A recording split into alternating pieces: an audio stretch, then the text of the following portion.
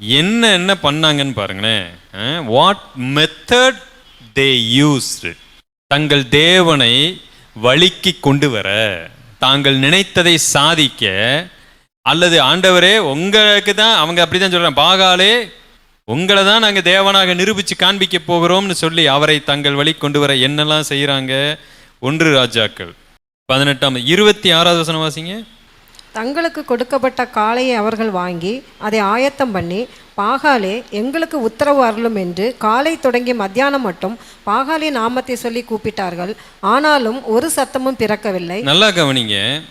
காலை தொடங்கி மத்தியானம் வரைக்கும் பாகாலின் நாமத்தை என்ன செய்யறாங்க? சொல்லி கூப்பிட்டார்கள்.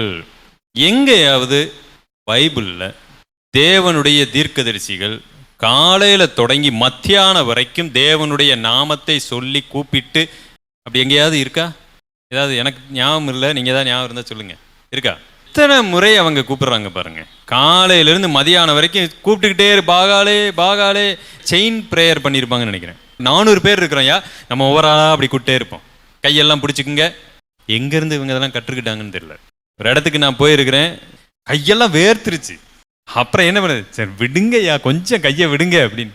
கொஞ்ச நேரம் விட்டு அவருக்கு முடியல. என்ன பிரதர், எவ்வளோ முக்கியமான ப்ரேயர் போயிட்டு இருக்கு, கையை வேற விட்டு என்னாச்சு? அப்படி கையை என்ன பவர் அப்படியே போகுதா? எங்க இருந்து இதெல்லாம் நீங்க கற்றுக்கிட்டீங்க? கடைசியில தேவன் மேல நம்பிக்கை வைக்கல, எங்க நம்பிக்கை வச்சிருக்கிறாங்க?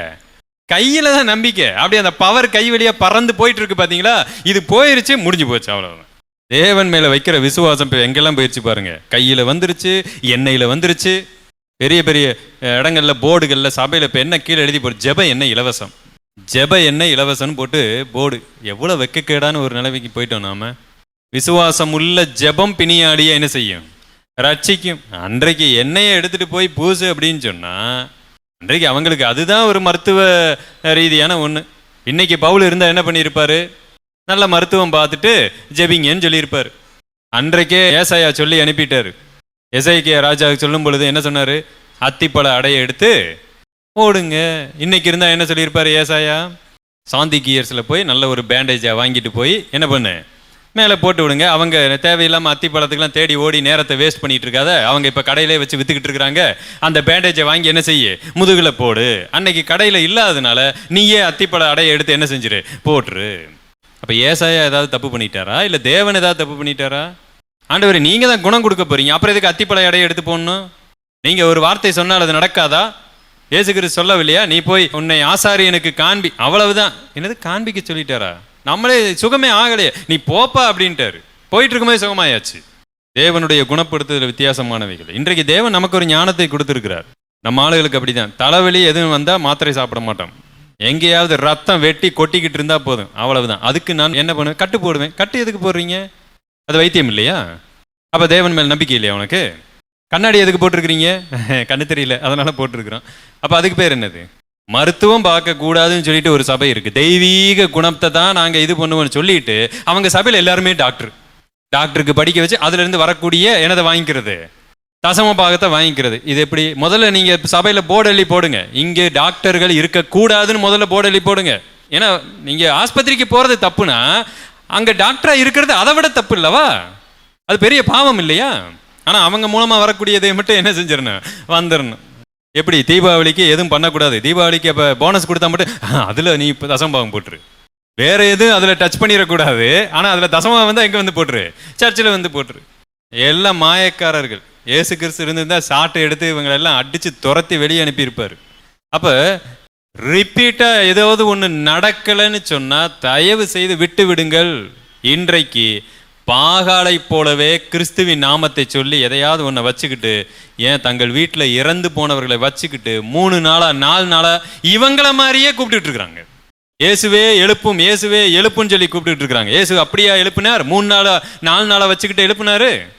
4 நாள் ஆன பணத்தையும் ஒரே வார்த்தையில தான் எழுப்பினார். தலித்தாகுமின்னு சொன்னார். ஒரு இடத்துல போய் பார்த்தீங்கன்னா இதவே சொல்லிட்டு இருக்கிறாங்க, தலித்தாகுமி தலித்தாகுமி. என்னையா பண்ணிட்டு இருக்கிறீங்க நீங்க? பக்கத்து வீட்டில் இருக்கிறவங்க நியூசன்ஸ் கேஸை பிடிச்சி இப்போ நமக்கெல்லாம் ஒரு கெட்ட பேரை இவர்கள் எடுத்து விட்டுருக்குறாங்க. இந்த கிறிஸ்தவங்களா, ஷோ சாமி அது இதுன்னு சொல்லிட்டு இவங்க பண்ற கூத்து தாங்க முடியல. உலக மக்கள் மத்தியில நமக்கு வீடு கிடைக்க மாட்டேங்குது, சபைக்கு இடம் கிடைக்க மாட்டேங்குது. யாரால? இந்த கரிஸ்மேட்டிக் மூமெண்டால. தேவனை ஒரு பெரிய ஒரு ஜீபும்பா காமிச்சு கிட்டத்தட்ட ஜோக்கரா நீங்க மாறி இருக்கிறீங்க. தயவு செய்து மாற்றிக்கொள்ளுங்கள். உங்களுடைய மரியாதையை நீங்கள் இழந்து கொண்டு இருக்கிறீங்க. கர்த்தர் நமக்கென்று ஒரு கணத்தை, ஒரு வைராக்கியத்தை, ஒரு மரியாதையை வைத்திருக்கிறார். நீங்கள் நானும் கர்த்தருடைய பிள்ளைகள். நீங்க என்ன பண்ணிட்டு இருக்கிறீங்க? நியூசன்ஸ் அப்படின்னு சொல்லுகிற அளவுக்கு பெயரை வாங்கி இருக்கிறீங்க. மரியாதையாக நடத்த வேண்டிய அவர்கள் நம்ம எப்படி பார்த்துக்கிட்டு இருக்கிறாங்க பாருங்க. நம்பர் 2, அவங்க என்ன பண்ணி இருக்கிறாங்க? ஃபர்ஸ்ட் பாகாலுடைய நாமத்தை காலை தொடங்கி மத்தியானம் வரைக்கும் கூப்பிட்டுருக்காங்க. அடுத்து என்ன பண்ணாங்க? ஆனாலும் ஒரு சத்தமும் பிறக்கவில்லை, மறு உத்தரவு கொடுப்பாரும் இல்லை. அவர்கள் கட்டின பலிபீடத்திற்கு எதிரே குதித்து ஆடினார்கள். நம்பர் 2, இவங்க என்ன பண்ணி இருக்கிறாங்க? குதித்து ஆடி இருக்கிறார்கள். அவங்க பிளான் பண்ணியிருக்காங்க, குதிச்சு ஆடுவோம். ஒருவேளை நம்ம கடவுள் குதிச்சு ஆடினதை பார்த்து மனமிறங்கி புலகாகிதம் அடைந்து, நீ ஆடினா அவர் எப்படியா மனம் இறங்குவாரு? நீ மட்டுமா ஆடுற? ஊர்ல இருக்கிற எல்லாரும் தான் ஆடிட்டு இருக்கிறாங்க. ஏன் பாப் பாடகர்கள் ஆடுகிறார்கள்? சினிமாவில் ஏன் நடிகர்கள் ஆடுகிறார்கள்? சினிமாவில் நடிகர்கள் ஆடுகிறாங்க, நடிகைகள் ஆடுகிறார்கள். அதை உட்காந்து ஒரு 10 பேர் வாயை பிளந்து பார்த்து கொண்டு இருக்கிறார்கள். அதையே கொண்டு போய் ஸ்கூல்லையும் பிள்ளைகளையும் என்ன செய்து விட்டுட்டு இருக்காங்க? ஆட விட்டுக்கிட்டு இருக்கிறாங்க. என் மக படிக்கிற ஸ்கூல்ல அவளே ஒரு சாட்சி சொன்னான். அந்த ஃபங்க்ஷன்ஸு இதுல டான்ஸ் அப்படின்னு சொன்னா எல்லாரும் அப்படி நிமிர்ந்து உட்காந்துக்கிறது. இப்ப ஏதாவது பேசுவார்கள் சொன்னா அப்படின்னு எல்லாரும் உள்ள போயிடுறது. டான்ஸ்ன்னு சொன்னா எல்லாம் சந்தோஷமா பார்த்துக்கிட்டு இருக்கிறோம்ப்பா. ஆனா ஏதாவது பேச்சு அதுன்னு சொன்னா ரொம்ப போர் அடிக்குது. ஊர் உலகமே என்ன பண்ணிட்டு இருக்கு? டான்ஸ் ஆடிக்கிட்டு இருக்கு. எதற்காக? அதை பார்க்கும் பொழுது உங்களுக்குள்ள ஒரு பரவச நிலை வருது, டைம் போறது தெரியல. அதே மாதிரி உங்க கடவுள் இருப்பாரு, நீங்க என்ன பண்ணிருக்கிறீங்க? நினைச்சிருக்கிறீங்க. குதித்து ஆட்டம் போட்டாங்க. ஆனால் பாகால் என்ன செய்யல? கேட்கல. ஆகவே தயவு செய்து நீங்க ஏதோ ஒரு சில நேரங்கள்ல ஏதோ கர்த்தருடைய பாட்டை போட்டு நீங்க ஆடுறீங்க, பாடுறீங்க, ரைட், ஓகே. ஆனா அதனால தேவன் மகிமைப்பட்டு விடுவாருன்னு நினைக்காதீங்க. உங்க ஜெபத்துக்கு அவர் கீழ்ப்படிஞ்சிருவாருன்னு நினைக்காதீங்க. ஏன்னா எலியா எந்த ஆட்டமும் போடவில்லை. எங்கேயாவது ஆடி தன்னுடைய தேவனை வரவழைத்தாரு? இல்ல. ஆண்டவரே அப்படின்னு ஒரே வார்த்தை தான் சொன்னார். அங்கு தேவன் எலியா என்னடா டான்ஸ் ஆடாம இருக்கிறான், சும்மா மட்டும் ஜெபிச்சுட்டு போயிட்டான் அப்படின்னு ஆண்டவர் பார்க்கல. அதனால நீங்க ஆடுனா அது தேவனுக்கு மகிமைன்னு ஒருபோதும் நினைக்காதீங்க. நீங்க தான் தேவனுக்கு மகிமை. நீங்க என்ன சிந்திக்கிறீங்க, எப்படி செயல்படுறீங்கிறது தான் அங்க தேவனுக்கு மகிமை. இன்னைக்கு என்ன ஆயிப்போச்சுன்னா, அந்த கரிஸ்மேட்டிக் கூட்டம் வந்து விடுதலை இல்லை. விடுதலையா ஆடுங்க. ஆடுறதுக்கு பேர் விடுதலையா? யாரையா உங்களுக்கு இதை கற்றுக் கொடுத்தது? டான்ஸ் ஆடினா விடுதலையா? இப்படி சபையில் இருக்கிற எல்லாரையும் விடுதலையா ஆடுங்க, விடுதலை விடுதலை விடுதலைன்னு சொல்லி உண்மையான விடுதலையை இவர்கள் என்ன செய்து விட்டார்கள்? மறக்கடித்து விட்டார்கள். நான் கேட்கிறேன், அப்ப இதுக்கு முன்னாடி வர்ஷிப் பண்ண மிஷனரிமார்கள் யாருமே விடுதலை இல்லையா? அவங்க எல்லாம் அடிமையா? மார்ட்டின் லூதர் தன்னுடைய 95 திசீஸ்ல கடைசியில் இந்த பாயிண்டை ஏன் சேர்க்காம விட்டாருன்னு தெரியல. நீங்கள் எல்லாரும் ஆடவில்லை. 96வது ஒரு பாயிண்ட் மார்ட்டின் லூதர், நீங்க ஆடவில்லை, அது ஒரு மிகப்பெரிய தவறு, உங்களுக்கு விடுதலை இல்லை. அப்படியா? முட்டாள்தனமான ஒன்று. எல்லா ஊர் உலகத்திலையும் எல்லா கடவுளுக்கு முன்பதாக இது ஒன்று மட்டும் ஒரே மாதிரி வருது. என்னது? டான்ஸு, குத்தாட்டம் போடுறது. குதித்து ஆடினால் எங்கள் தேவன் கேட்பான். ஒன்றும் கேட்கல. அடுத்து பாருங்க என்ன பண்ணாங்க? அவர்கள் உரக்க சத்தமாய் உரத்த கூப்பிடுறது வேற, உரத்த சத்தமாய் கூப்பிடுறது வேற. எனக்கு தெரிஞ்ச ஒரு போதகர் கேரளாலேருந்து வந்திருந்தார். கேரளாவில் இருக்கிறவங்க எப்படி பேசுவாங்கன்னு அனுபவப்பட்டிருக்கீங்களா என்னன்னு தெரியல. பயங்கர ஸ்பீடாக பேசுவாங்க. எல்லாரும் இல்லை, நிறைய போதகர்கள் அப்படி இருப்பாங்க. சத்தமாகவும் பேசுவாங்க. பயங்கர சத்தமாக ஒருத்தர் பேசிட்டு இருக்கிறாரு. கொஞ்சம் மைக்கு குறைங்க, கொஞ்சம் குறைச்சாச்சு. சத்தம் மட்டும் குறையவே இல்லை. இன்னும் கொஞ்சம் குறைடா, குறைச்சாச்சு. சத்தம் குறையவே இல்லை. இங்க மைக்கை குறைக்க குறைக்க இவர் என்ன பண்ணிட்டு இருக்கிறாரு? சத்தத்தை ஏத்திக்கிட்டே போறாரு. கேட்க முடியல. குறை ஏன்னா எப்பயும் ஆஃப் பண்ணிட்டேனே, இதுதான் ஆஃப் பண்ணிட்டியா? ஆமாண்ணே, அவருக்கெல்லாம் மைக்கே தேவையில்லை. அப்படியே காதெல்லாம் கலருது. சில பேர் இப்படி ஜெபிச்சா ஆண்டவர் என்ன செய்வார்? கேட்பார். அவங்க அப்படி நினைச்சுக்கிட்டாங்க. இன்ன வரையும் நம்ம காலையில இருந்து ஆடினோம், கேட்கல. காலையில இருந்து அவர் நாமத்தை கூப்பிட்டோம், அவருக்கு என்ன செய்யல? கேட்கல. அப்ப இப்ப என்ன செய்வோம்? கொஞ்சம் சத்தமா. ஏன்னா ஒருவேளை எங்கேயாவது போயிருந்தாருன்னா, டூருக்கு போயிருந்தாருன்னா, ஒருவேளை அவருக்கு ஏதாவது காதுல பிரச்சனையா இருந்திருந்தா, அப்ப நம்ம கொஞ்சம் சத்தத்தை அதிகப்படுத்துவோம்.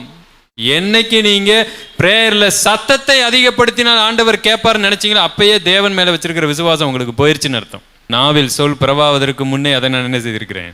அறிந்திருக்கிறேன்னு சொல்லுகிறவர் எங்க இருக்கிறாரு? அப்போ உங்களுடைய ஜெபம், உங்களுடைய ஸ்டைல் ஆஃப் ப்ரேயர் எல்லாமே மாறிடுங்க. எங்கே சத்தமாக ஜெபிக்கணும் ஓரளவுக்கு சொல்கிறேன்னா, ஒரு கான்கிரிகேஷனில் எனக்குள்ளே முணுன்னு ஜெபிச்சா நான் என்ன ஜெபிக்கிறேன்னு மற்றவங்களுக்கு தெரியாது. அவங்க எப்படி ஆமேன்னு சொல்லுவாங்க? அப்போ எல்லாருக்கும் கேட்கும் விதமாக என்னுடைய ஜெபம் இருக்க வேண்டும். That's it. ஆண்டவருக்கு எப்படியாவது கேட்டு விட வேணும்னு நினச்சி நீங்கள் சத்தமாக ஜெபிச்சிங்கன்னா உங்களுக்கு ஆண்டவரே தெரியலன்னு அர்த்தம். ஆண்டவரை பற்றியே தெரியல. தயவு செய்து புரிந்து கொள்ளுங்க. ஆனால் அவிசுவாசம் உள்ளவர்கள், கர்த்தரை அறியாதவர்கள் இப்படித்தான் செய்வாங்க. உரத்த சத்தமாய் கத்தி கொண்டாங்க. ஆண்டவர் எங்கேயோ போயிட்டாருன்னு நினைச்சுக்கிட்டாங்க. அடுத்து என்ன பண்ணாங்க? தங்கள் வழக்கத்தின்படியே ரத்தம் தங்கள் மேல் வடியும் மட்டும் கத்திகளாலும் ஈட்டிகளாலும் தங்களை கீறி கொண்டார்கள். பாத்தீங்களா? இவ்வளவும் நடக்கல. அப்ப என்ன பண்ணிடலாம்? உடலை காயப்படுத்தி கொள்ளலாம். ஒன்னும் நடக்கல. எல்லா மார்க்கத்திலும் இது இருக்கிறது.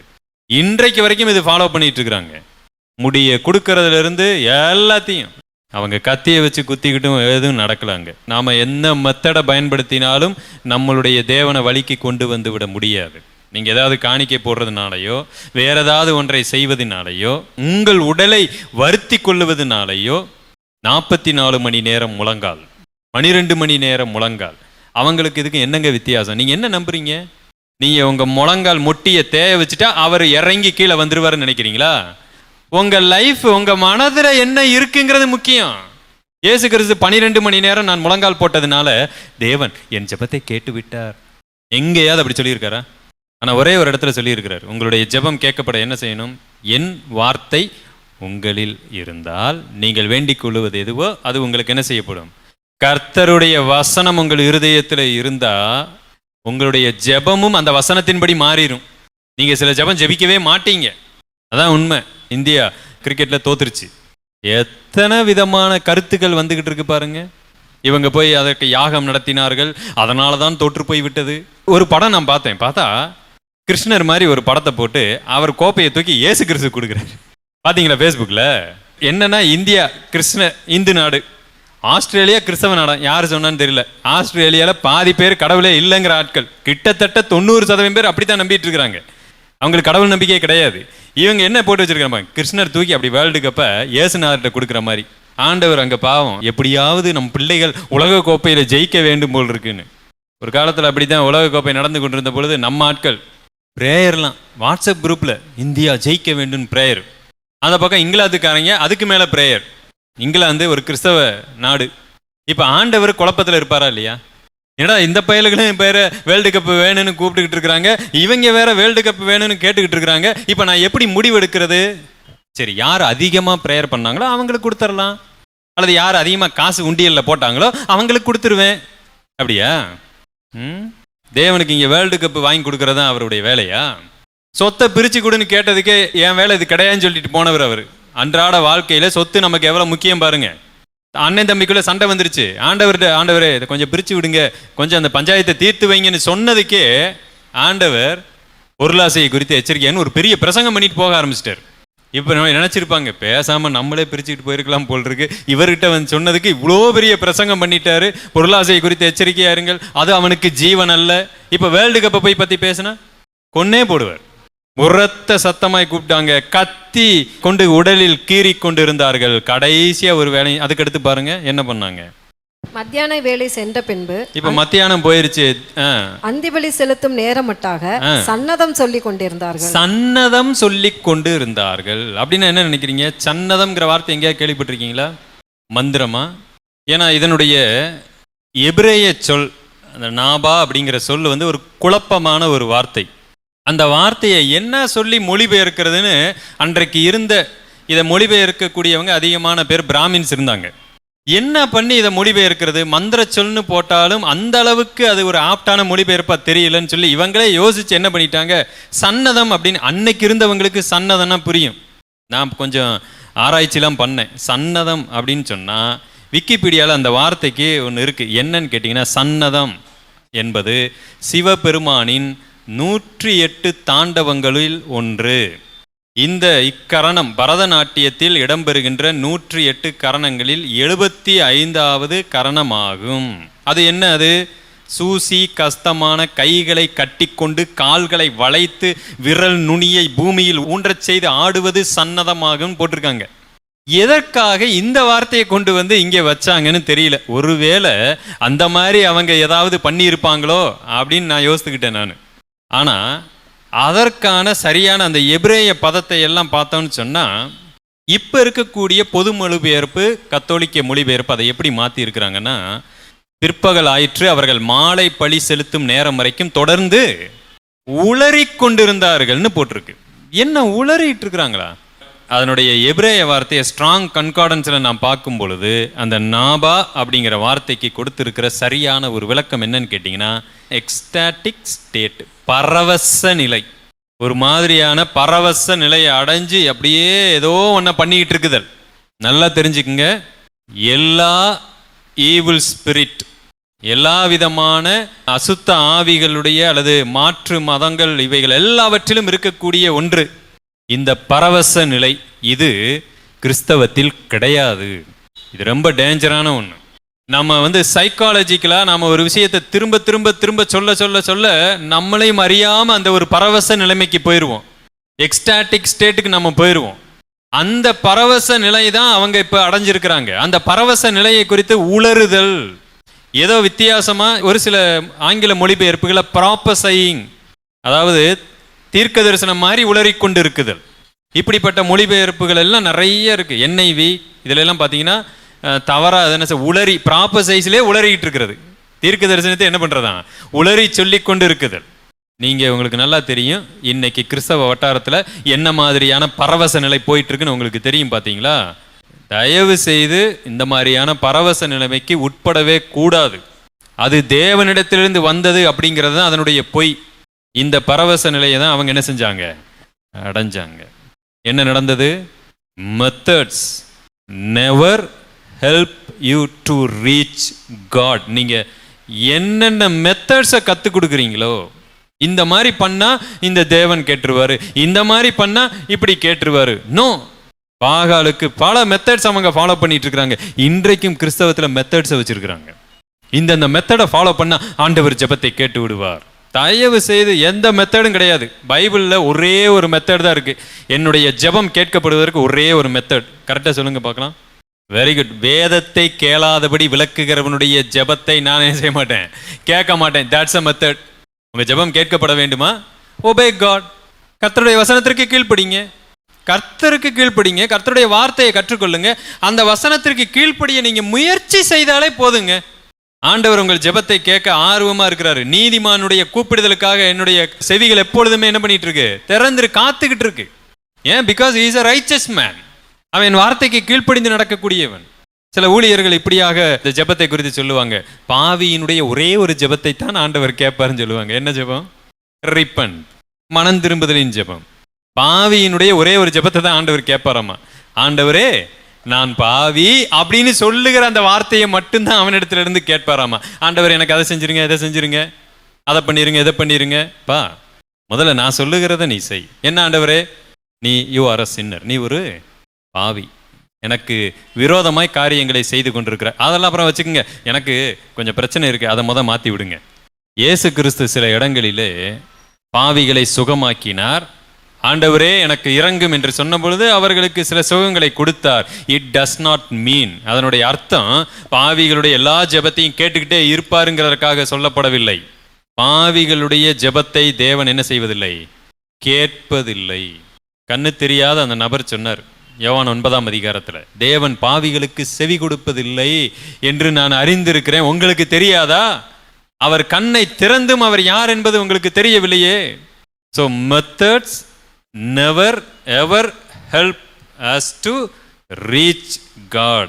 பாகால என்னென்ன முறைமைகளை வைத்து அவர்கள் கூப்பிட்டார்களோ எதுவுமே நடக்கலை. ஆனால் இன்றைக்கு நம்ம பல மெத்தட்ஸை பயன்படுத்திக்கிட்டு இருக்கிறோம். ப்ளீஸ் விசுவாசிங்க. நீங்கள் கர்ச்சிப்பை போடுறதுனாலையோ எண்ணெயை போடுறதுனாலையோ நடக்காது. அன்றைக்கு அப்போஸ்தலர்கள் இடத்திலிருந்து தேவ வார்த்தை வர வேண்டும், அது தேவ வார்த்தை நிரூபிக்கிறதற்காக இது நடந்தது. அந்த அற்புதங்கள் எல்லாம் தேவ வார்த்தையை மெய்ப்பிக்கிறதற்காக நடந்தது. பல இடங்கள் அப்போஸ்தலர் நடவடிக்கைகள் அதை அப்படியே தெளிவாக வாசிக்கிறோம். தேவ வசனத்தை நிரூபிக்க அவர்களுடைய கரங்களிலே அநேக அற்புதங்களை தேவன் என்ன பண்ணார், செய்தார். இப்பையும் போய்கிட்டு நீங்களும் நானும் கர்ச்சிப்பை எடுத்துட்டு வர்றது, சேரில் உட்காந்தா துள்ளி குதிச்சு கீழே விழுகிறது போன்ற சேட்டை மாதிரியான காரியங்களை செய்யறதுனால தான் கிறிஸ்தவ வட்டாரத்துல நமக்கு ஒரு கெட்ட பெயர் இருக்கிறது. நீங்க பிரேயர் பண்ணுங்க, எந்த மெத்தடும் தேவையில்லை, ஜஸ்ட் ப்ரே. சுகவீனத்தில் இருக்கிறாரா, ஜஸ்ட் ப்ரே. கர்த்தருக்கு சித்தமானால் அவருடைய சுகவீனத்தை கர்த்தர் என்ன செய்கிறார், மாற்றுகிறார். இஃப் காட் வில்ஸ், அவர் அதை செய்கிறார். அவருடைய நாமம் மகிமைப்படும்படியாக செய்வார். ஒரே ஒரு ஜெபம் வானத்திலிருந்து அக்கினியை வரவழைக்க போதுமானதாக இருந்தது. ஒரே ஒரு ஜெபம். நம்ம ஜெபம் ஒரு ஜெபம் தான் போதும், தேவனுடைய செவிக்கு அது சேருகிறது. பாகால் மாதிரி இல்லை நம்ம தேவன். 24 மணி நேரமும் சண்டை போட்டாதான் அதை செய்வாரா? இல்லை. சிந்திங்க. அப்போஸ்தலனாகிய பவுல் தன்னுடைய வாழ்க்கையில ஒரு விஷயத்துக்கு தனக்காக ஜெபிக்கும் பொழுது 3 முறை ஜெபிக்கிறார்.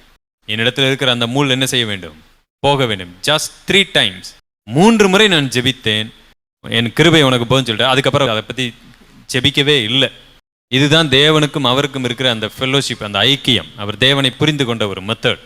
நாம் அதை புரிந்து கொள்ள வேண்டும். ஆனா மற்றவங்களுக்காக கண்ணீரோடு பலமுறை ஜெபித்திருக்கிறார். இரவும் பகலும் உங்களுக்காக கண்ணீரோடு நான் என்ன செய்தேன், ஜெபித்தேங்கிறாரு. ஆனா எனக்கு ஒரு உலக பிரகாரமான காரியத்திற்கு, அவருக்கு ஒரு வியாதி இருந்தது, அந்த சுகவீனம் போவதற்காக 3 முறை ஜெபித்து.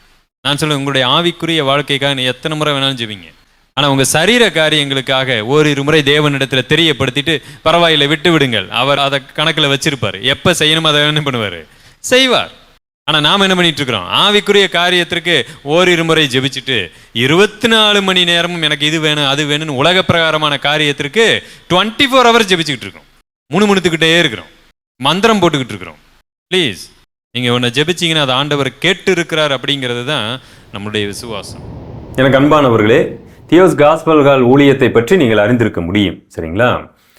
தியோஸ் காஸ்பல் ஹால் ஊழியங்கள் கிட்டத்தட்ட 3 இடங்களிலே நடந்து வருகிறது. ஒன்று திருப்பூர், அடுத்து கோயம்புத்தூர், இன்னொன்று கன்னியாகுமரி. கடந்த ஆகஸ்ட் 15 தான் கன்னியாகுமரியில் இந்த ஒரு சிறிய கூடுகையை நாங்கள் ஆரம்பித்தோம். அங்கு காலையிலே 7:30 மணி அளவிலே கூடுகை நடந்து வருகிறது.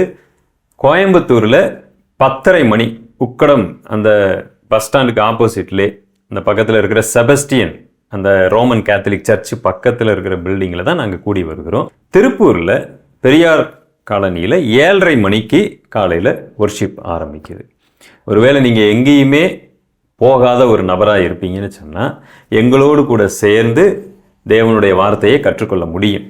இந்த இடத்திற்கு நாங்கள் எப்படி வர்றது அப்படின்னு பார்த்தீங்கன்னா, இப்போ வீடியோவில் உங்களுக்கு தெரியக்கூடியதான இந்த ஒரு QR கோட், இதை நீங்கள் ஸ்கேன் பண்ணாலே எங்களுடைய அந்த ஆராதனை லொக்கேஷன் உங்களுக்கு வந்துவிடும். ஆட்டோமேட்டிக்காக மேப் வந்து ஓப்பன் ஆயிடும். அதில் நீங்கள் தாராளமாக நீங்கள் அங்கு எங்களோடு வந்து கர்த்தரை கற்றுக்கொள்ள முடியும், ஆராதிக்க முடியும். மனதில் வைத்துக் கொள்ளுங்கள்.